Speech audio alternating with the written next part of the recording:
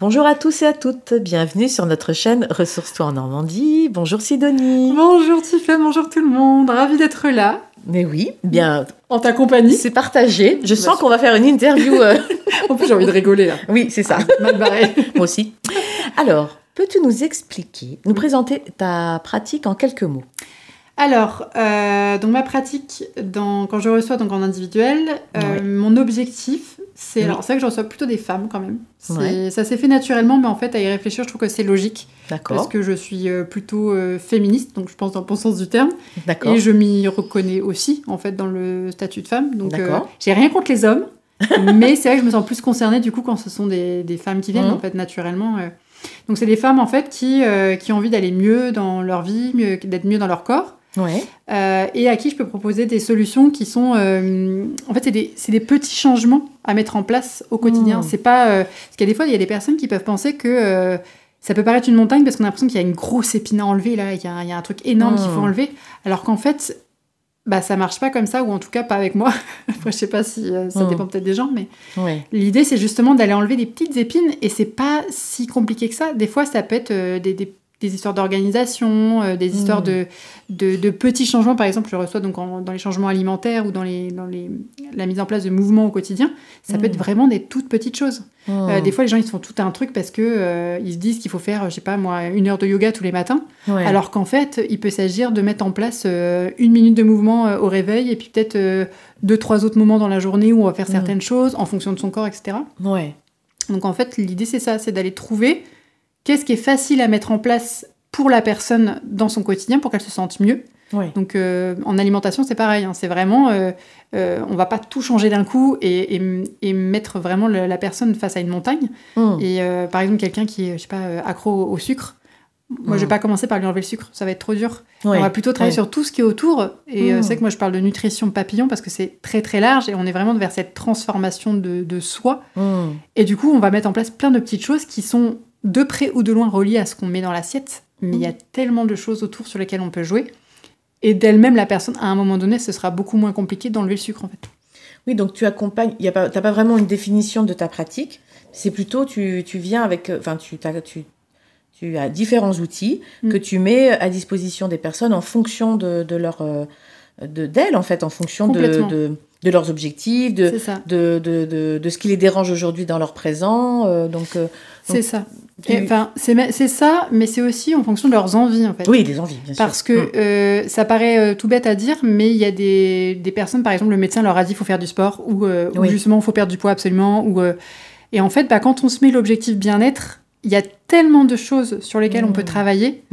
Même quelqu'un qui vient pour de la nutrition, finalement, on va travailler sur aussi d'autres choses, et ça va sûrement plus l'appeler. Par exemple, je sais pas si elle a envie de travailler justement sur la respiration, le mouvement, d'autres choses en fait qui vont au final être plus efficaces parce que ça l'appelle et qu'elle a envie de le faire. Et après, d'elle-même, elle va y aller vers la nutrition. Mais c'est peut-être pas par là qu'on va commencer finalement. Oui, je vois ce que tu veux dire. Et puis, c'est vrai je parlais de perte de poids. L'une des grandes questions que je pose en général quand on vient me voir pour une perte de poids, c'est que je demande le pourquoi. Pourquoi on veut perdre du poids ? Et en fait, c'est une question qui paraît toute bête, mais quand on pose cette question, on se rend compte que finalement, c'est rare que la personne, elle le fasse pour elle. Or, le truc qui marche le mieux, c'est quand on fait les choses pour soi, en y mettant un sens, en ayant vraiment en étant poussé par l'envie d'aller mieux, en fait. L'objectif, ce sera toujours le bien-être ici. Et quand on met l'objectif bien-être, le résultat il sera forcément positif, et il y aura des conséquences sur plein de domaines de la vie, en fait. Mais je suis d'accord avec toi, il faut que ça parte d'abord de la personne, l'intention, parce que sinon, elle tiendra pas. C'est ça, elle tiendra pas, elle va se mettre dans des étaux, en fait. Mais oui. Et ça joue aussi sur la confiance en soi. Ça va devenir en fait. Des injonctions, c'est-à-dire il faut que. Ça. Et puis pour la confiance en soi, c'est hyper important parce que si on se met effectivement... là, on va prendre l'exemple des personnes qui veulent absolument perdre du poids. Donc, outre cette question du pourquoi, c'est comment ils vont faire. Des fois, on va dans des enseignes. Je ne cite pas de nom, Tiffaine, je fais l'effort. Interdit. Mais du coup, on va leur imposer une espèce de régime hyper rigide qui, d'ailleurs, ne prend en compte que le côté, ce qu'on met dans l'assiette. On parle pas d'émotions, on parle pas des émotions. Pas du tout. Et alors que c'est hyper important. Et en fait, donc, ce côté où on va donner finalement le même régime à tout le monde, c'est vraiment dur à tenir. Et les personnes vont donc craquer, le fameux craquage, où elles vont pas y arriver, ou alors elles vont se sentir mal, et elles vont se sentir coupables, parce qu'elles vont avoir l'impression que c'est elles qui sont nulles. Et en fait, d'être en échec, elles vont se mettre en échec. Ouais. Et du coup, ça, la confiance en soi, ça lui fait pas du bien, forcément. Ouais. Alors que quand on va travailler sur des petites choses qui nous parlent et qui nous font envie, et sur lesquelles on va se voir, du coup, progresser, en fait, même sans se mettre cet objectif de progression, on va voir des petites améliorations, etc. Ça joue aussi sur la confiance en soi. C'est comment dire... c'est essentiel. C'est essentiel, en fait. On est d'accord. Pour que ça tienne sur la durée et qu'il y a du plaisir et qu'il y a une satisfaction. Complètement. Donc, comme tu dis, de progression. Ouais, c'est ça. Et puis en plus, là, tu parles de plaisir. Et c'est vrai que c'est une notion en nutrition qui est souvent oubliée. On a l'impression que le plaisir, c'est à l'opposé du manger sain. Alors que le manger sain, non, le plaisir est hyper important. Et il y a plusieurs façons de le définir. Il y a plusieurs dimensions aussi. Le plaisir, c'est pas que le goût, par exemple. C'est vrai. Il y a vraiment d'autres choses à explorer. C'est hyper large. Si on commence à en parler, il faut que tu me fasses une vidéo de 3 heures, Tiffany. On en fera une autre alors, Sidonie, mais sur celle-ci, on va pas durer 3 heures. Alors, comment t'en es venue à pratiquer comme ça en individuel? Parce que toi, tu as un parcours plutôt... tu étais prof de pilates, c'est ça Alors... je sais pas comment on dit, pas prof d'ailleurs, on dit... Si, t'as le droit. Je t'autorise en tout cas. D'accord. Ok. Mais si, en fait, de base, moi, j'étais donc... je vais pas parler de mes autres vies dans cette vie, mais quand je me suis reconvertie, en tout cas, j'étais éducatrice sportive. D'accord. Donc, en fait, j'ai toujours été attirée par la santé de près ou de loin. Alors, c'est que c'est un mot, faut faire hyper attention, parce qu'on n'a pas le droit de l'utiliser comme ça, mais la santé globale, en fait, c'est quelque chose qui m'a toujours intéressée. Je suis tombée dedans quand j'étais petite. J'ai une maman qui était dans la micronutrition, mon père médecin du sport, etc. Voilà, ça a toujours été présent dans ma vie sans que je me rende vraiment compte que c'était là, parce que c'était dans mon quotidien, dans mes habitudes, c'était normal en fait. Jusqu'à ce que je sois confrontée à des gens qui n'avaient pas eu ce quotidien, en particulier à la fac, et qui n'avaient pas, par exemple, qui ne savaient pas équilibrer un repas. Ou qui pas les clés en fait. C'est ça, en fait, c'est des clés que j'ai vues, que j'ai fini par comprendre qui étaient très précieuses en fait. Et donc, je passe certaines étapes de ma vie, mais je suis devenue éducatrice sportive et je me suis vraiment intéressée. Là aujourd'hui, en fait, je me définis comme éducatrice sportive spécialiste de l'écoute du corps, parce que dans le mouvement, on a tous besoin et normalement envie de bouger naturellement, et c'est ça qu'on va aller chercher en tout cas, parce que c'est le corps est fait pour bouger. Tout à fait. Le bébé, la construction de l'enfant et de l'adulte que nous sommes, ça commence par du mouvement. Donc là, c'est pareil, ce sera un grand sujet. Mais donc, c'est hyper important. Et on a en nous, en tant qu'être humain, qu'on le veuille ou non, cette capacité à bouger, chacun à sa manière, du coup. Parce qu'on a une histoire, justement, parce qu'on est aussi des êtres uniques. On a une façon de bouger qui est unique. Mais c'est vrai qu'aujourd'hui, la société étant ce qu'elle est, le résultat, c'est que les gens ne savent plus bouger en se faisant confiance et en pouvant même se faire confiance, on peut le dire. Et l'écoute avec leur mouvement intérieur, il y a vraiment ce besoin de se relier à ça. C'est ça, parce qu'on a tous un corps différent, on a vécu des choses différentes qui ont fait que notre corps est d'une certaine manière, donc, et on ne sait plus se connecter à son corps. Donc c'est vrai que ça fait partie de ce qui est intéressant de mettre en place, en tout cas dans ma manière de voir le mouvement. Et puis la nutrition, comme je disais tout à l'heure, c'est vrai qu'elle a toujours été dans ma vie. On ne peut pas, quand je me suis formée à éducatrice sportive, désolée pour ceux qui m'ont formée, mais la partie nutrition, c'était une catastrophe. Je suis contente d'avoir eu une autre formation dans ma vie qui était ma maman et qui m'a ouvert à quelque chose de beaucoup plus large que ce qu'on peut voir sur les calories, justement. Il y a autre chose que les calories dans la vie. Il y a des aberrations. Et en fait, j'ai eu une vision beaucoup plus globale déjà à l'époque, et aujourd'hui encore plus, parce que le côté émotionnel, etc., que j'ai développé, c'est venu après, en fait. Il a fallu que j'apprenne aussi à m'assumer, assumer qui je suis, assumer de sortir des cases. C'est ma question, c'est qu'est-ce que ça a changé à ta vie? C'est-à-dire que ça a dû être un vrai travail intérieur de compréhension. Tu parlais des émotions, il a fallu que tu ailles voir les tiennes avant de pouvoir accompagner. Je vois pas de quoi tu parles. En fait, oui, il a fallu que je comprenne mon hypersensibilité, que je mette des mots dessus. Ça m'a fait du bien parce que ça m'a permis d'aller aussi faire des recherches sur ce que j'ai pu vivre, en fait, et de me rendre compte que je suis pas la seule à être comme ça. Je me suis intéressée en fait à l'être humain, vraiment dans sa globalité. Et dans la globalité de l'être humain, c'est vrai qu'on parle souvent du corps, surtout dans notre société aujourd'hui. On voit les choses de manière très pratico-pratique. Il y a le corps, le fonctionnement du corps, etc., qui est très intéressant. Mais il n'y a pas que ça. Ouais. Il y a Il y a d'autres dimensions. Il y a d'autres dimensions à prendre en compte, comme par exemple, on parlait des émotions, il y a la dimension spirituelle, il y a la dimension vibratoire. Il y a plein de choses, en fait, c'est énorme, en fait. Il y a des choses sur lesquelles moi, je ne peux pas... tu parlais d'énergétique, de tout ce qui est de l'ordre de la médiumnité, je vais envoyer vers des gens comme toi, mais c'est aussi important, si ça parle aux gens d'y aller, c'est bien d'y aller, parce que ça aide, en fait, à...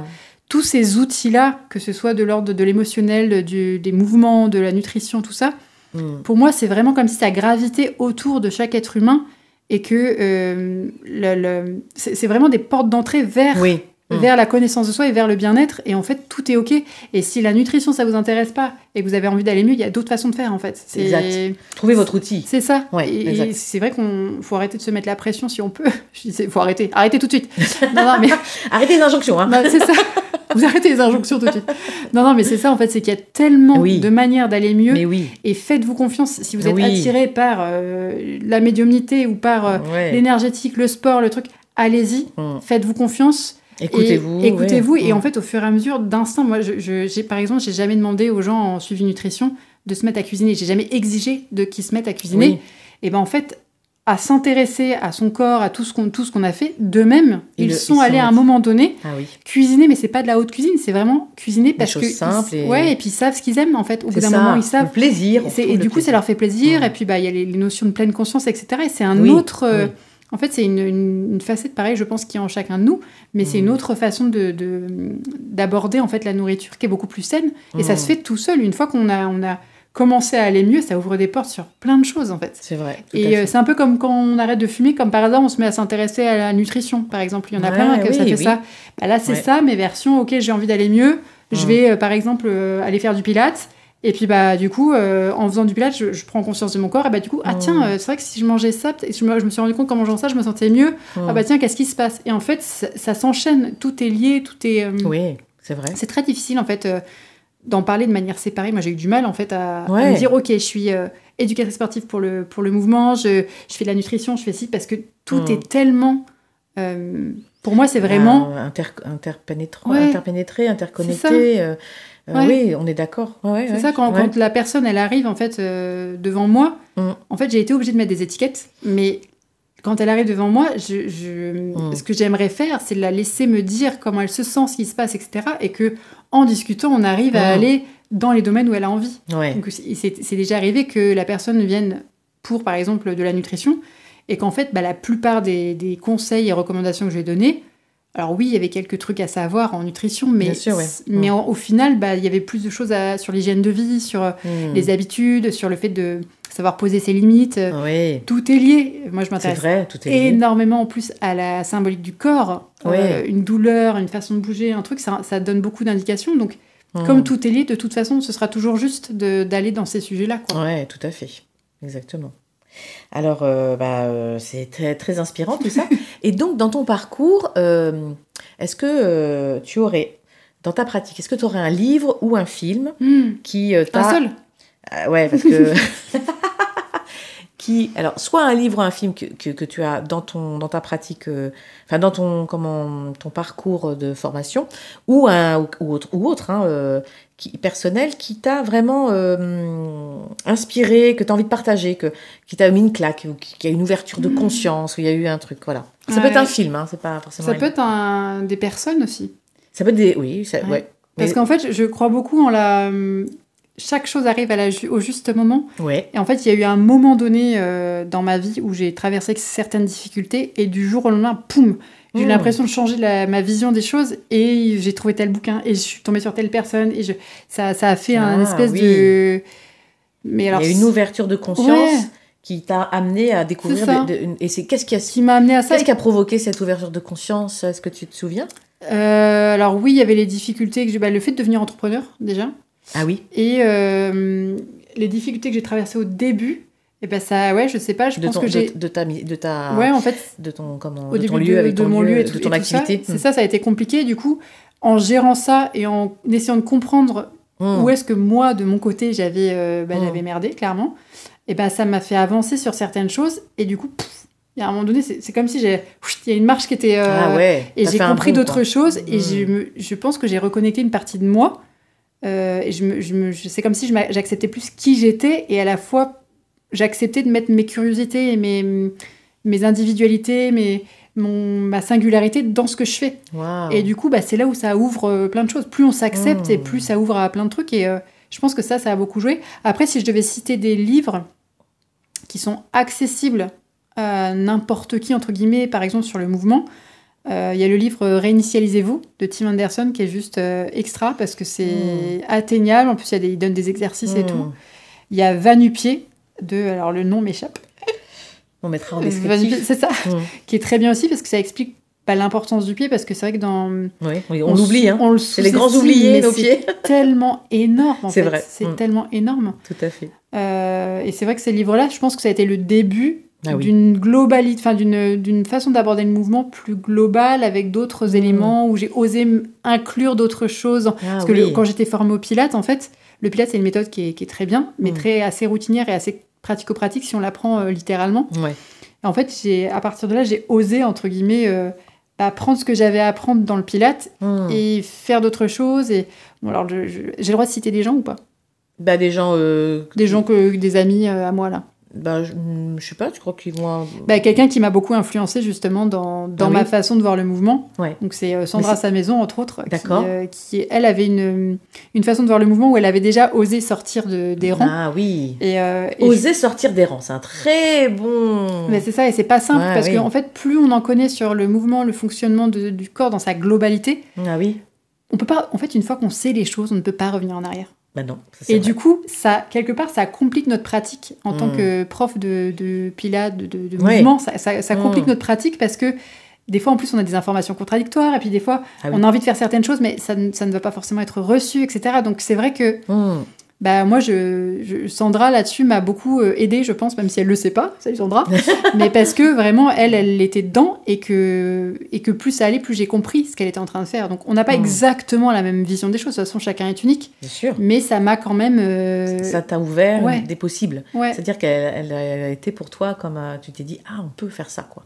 C'est ça. Et puis, j'ai aussi vu... Alors, malheureusement pour elle, j'ai aussi vu la difficulté parce que oser directement sortir un truc qui est hyper avant-gardiste, hyper nouveau, parce que c'est vrai que tous ces livres dont je parle, c'est des trucs qui viennent des États-Unis, ils sont bien en avance sur beaucoup de choses. C'est ça, et Canada, d'autant plus. Ouais, c'est ça. Et en fait, c'est vrai que j'ai vu aussi les difficultés qu'elle a eues à essayer de mettre en place certaines choses, et je sais que c'est dur, parce que moi-même j'y ai été confrontée. C'est hyper dur, même au niveau de mon entreprise. Comment vendre un truc que tu sais qui est juste hyper puissant pour les gens, avec des mouvements très simples, mais à la fois, si tu commences à en parler avec les vrais mots à mettre dessus, les mots qui réellement seraient...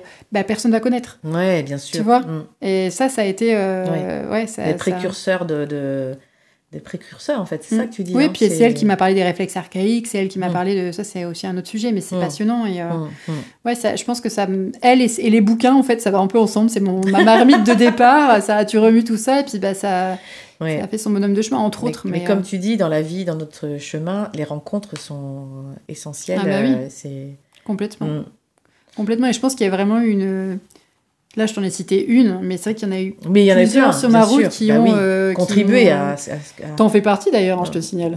Mais au niveau de la spiritualité, c'est vrai qu'on a... quand on s'est rencontrés, ça a pulsé. On en a parlé, et je me suis dit, ok, en fait, on a le droit d'être... Enfin, il y a d'autres gens qui sont dans cette ouverture-là, et c'est ok, en fait. C'est ok, on peut tomber sur des gens à qui on peut en parler, en fait, ça existe. On n'est pas obligé de se cacher, de mettre une vieille barbe et un chapeau. C'est ça. Parce que autant, moi, je suis pas du genre à ne pas m'assumer en tant que personne, autant quand c'est dans ton business, c'est vrai que il y a certaines choses, parce que quand tu assumes des croyances ou des visions des choses différentes, c'est aussi s'affirmer... auprès, par exemple, de sa famille, auprès des amis, d'autres entrepreneurs. D'autres entrepreneurs. Et c'est pas toujours simple. Et puis, on a des peurs, en fait. Alors que moi, je sais que j'avais peur de plus avoir de clients en faisant ce que je fais. Et en fait, ça a été l'inverse. Ça a attiré les gens qui me correspondaient et qui avaient justement compris que, par exemple, pour la nutrition, en faisant que leur régime, ça marchait pas, ils ont compris qu'il y avait autre chose que la nourriture, en fait. Et ceux-là, ils venaient me voir. Alors qu'avant, si j'avais pas assumé... je serais tombée toujours sur les gens qui auraient voulu que je leur donne des menus tout faits, alors que pour moi, ça n'a pas de sens, en fait. Oui, je comprends bien. Je pars un peu dans tous les sens. Merci Sidonie. Non, c'est très clair, c'est très clair. Alors, on va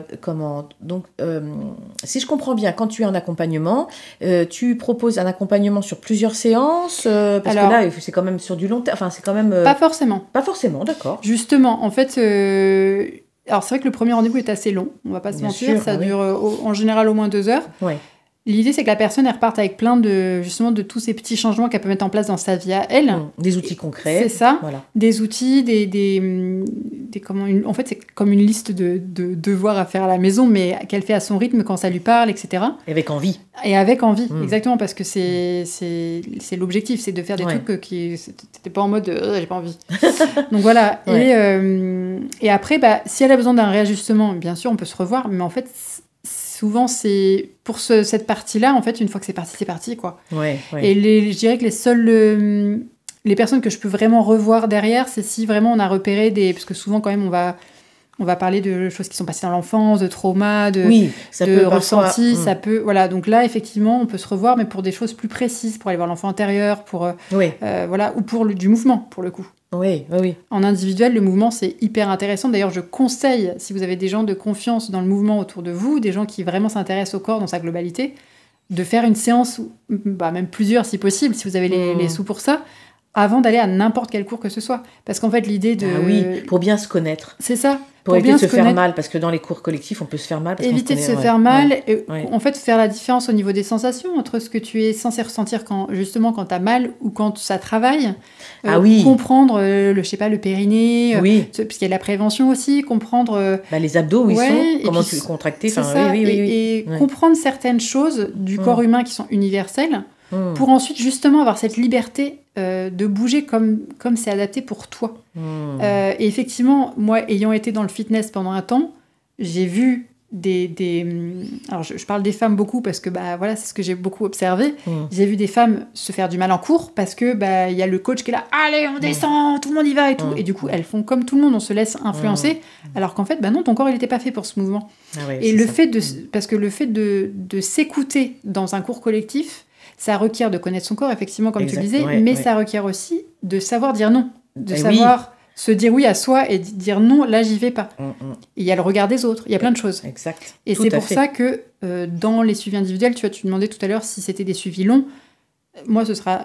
Enfin, si la personne, elle veut venir toutes les semaines pour faire un cours de pilates et tout, oui, pas de problème. Mais dans cet objectif d'être prêt à aller prendre un cours collectif, c'est pas si long que ça, mais je trouve que ça vaut le coup, en fait, d'aller consulter sur quelques séances pour être prêt, en fait, sur tous ces domaines-là. Éviter de se faire mal en collectif. Éviter de se faire mal et même comprendre l'intérêt du mouvement et retrouver cette liberté de bouger. Il y a plein de façons de bouger qui sont... j'aime pas les routines et on peut se faire des routines non routinières, en fait. Puis trouver, c'est vrai qu'on a beaucoup parlé de ça, de la routine, de la discipline, la routine. Et en plus, on peut aussi, des fois, on est inscrit à des cours collectifs et le sport qu'on a choisi, il ne convient pas à notre corps. Et du coup, ça c'est pareil, ça permet aussi de bien repérer ce qui nous va ou pas, quoi. C'est ça, et puis c'est vrai que quand il s'agit de collectifs où il y a beaucoup de monde, alors je parle effectivement des salles de fitness, alors je vais dire du mal, donc je dis quand même qu'il y a du bon dans les salles de fitness. Il y a du bon, ça sert à certains stades de notre vie, des fois on a besoin ne serait-ce que d'extérioriser tout ça, ça peut faire du bien, enfin voilà, je suis pas du tout dans le jugement. C'est juste que dans ces salles-là, il y a beaucoup de monde dans les cours. Et les cours qui marchent bien, souvent sont des cours où ça tape beaucoup, alors qu'il faut quand même savoir que la plupart des gens ne sont pas préparés à aller à ces cours-là, qu'on a des problèmes de genoux, de dos, etc. L'échauffement est trop court. C'est ça, et on leur a dit que pour maigrir, parce que souvent l'objectif il est souvent esthétique, il faut faire du cardio 3 fois par semaine, machin. Et ça, c'est déjà c'est un conseil universel et que je trouve personnellement pas bon du tout. Mais pour le coup, les gens ils écoutent et ils vont à ces cours-là parce que c'est vrai que c'est un peu l'éclate, mais je pense qu'on fait beaucoup de mal aux gens dans ces cours-là en particulier et que les gens ils s'écoutent pas, en fait, ils ont tellement pas l'habitude de s'écouter. Ils sont dans le mental, ils sont en force avec leur corps. Et puis c'est vrai que ça fait du bien d'extérioriser. Il y aurait d'autres façons de faire, en fait, mais et puis en plus je pense sincèrement que comment dire. En fait, si un médecin te conseille d'aller à la salle de sport parce que tu as besoin de maigrir, parce que c'est souvent comme ça que ça se passe, déjà, il y a quelque chose qui ne va pas dans la phrase pour moi. Et l'objectif, pour moi, ça devrait toujours être le bien-être. Toujours. Et le bien-être, tu vas perdre du poids si tu as besoin de le perdre, en fait. À partir du moment où tu prends soin de toi, il y a des choses qui vont se mettre en place. Ça va se débloquer, Voilà. Et aller vers la violence de son corps Et le problème en plus, c'est que les gens qui ont mal au dos de base, souvent ils pensent que c'est ok d'accepter d'avoir mal au dos pendant les cours. Ah oui. Parce qu'ils ont l'habitude. Et pour moi, ça, c'est pas ok. En fait, il y a moyen de faire autrement, en s'écoutant, de comprendre pourquoi on a mal au dos, parce qu'il y a des fois, le mal de dos n'est pas un mal...